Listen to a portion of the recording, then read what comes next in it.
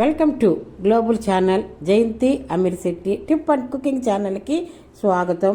2025 చైత్ర శుద్ధ పాడ్యమి మార్చి 30వ తేదీన ఆదివారం వచ్చినది. ఇప్పుడు క్రోధీనామ సంవత్సరం కదా, అది పోయి మార్చి 30వ తేదీన వచ్చేది విశ్వవసునామ సంవత్సరం.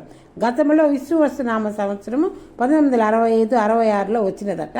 పంచాంగ ప్రకారము తెలుగు సంవత్సరాల మొత్తం 60లో విశ్వవసునామ సంవత్సరం 39వ సంవత్సరం. తెలుగు సంవత్సరాలకు ఉన్న 60 పేర్లకు చాలా రకాల పురాణ కథలు ఉన్నవి. శ్రీకృష్ణుడి భార్యలో ఒకరైన సందీపని అనే రాజకుమారి వారి సంతానం పేర్లని, దక్ష ప్రజాపతి కుమార్తెలు పేర్లని, నారదుడి సంతానం పేర్లని పురాణాల ద్వారా తెలుస్తుంది. చాంద్రమాసాన్ని అనుసరించి జరుపుకుంటారు ఉగాది పండుగను.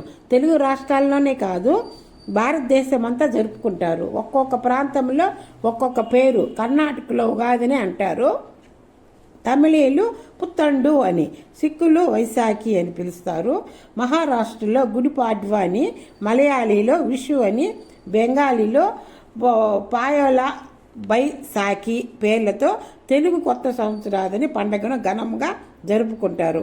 ఉగా అంటే నక్షత్ర గమనము, దీనిని ఉగాది అంటారు. మహావిష్ణువు మత్స్యావతారంలో సోముకుడని రాక్షసుడు బ్రహ్మదేవుడి వేదాలను తీసుకుని సముద్రం అడుగు భాగమున దాస్తాడు. అప్పుడు మహావిష్ణువు మత్స్యావతారం ఎత్తి ఆ సోముకుడిని రాక్షసుని సంహరించి వేదాలను తిరిగి బ్రహ్మదేవుడికి ఇస్తాడు. ఇచ్చిన రోజునే ఉగాది. ఆ రోజు ఉగాది రోజు శ్రీరాముడు విక్రమాదిత్యుడు శాలివాహనుడు వాళ్ళ ముగ్గురు పట్టాభిషేకుడు అయిన రోజు కూడా ఉగాది అనంట. వరాహామి హరుడు పంచాంగాన్ని జాతికి అంకితం చేసినది కూడా ఉగాది రోజేనంట.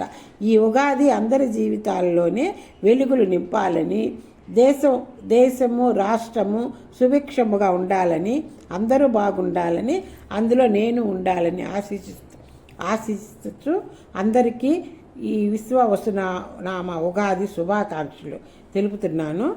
అందరూ లైక్ చేయండి, షేర్ చేయండి, సబ్స్క్రైబర్ చేయండి, బిల్ ఐకాన్ నొక్కండి, ఆల్ అని వస్తుంది. నేను పెట్టే ప్రతి ఒక్కటి మీకు ముందుగా వస్తుంది.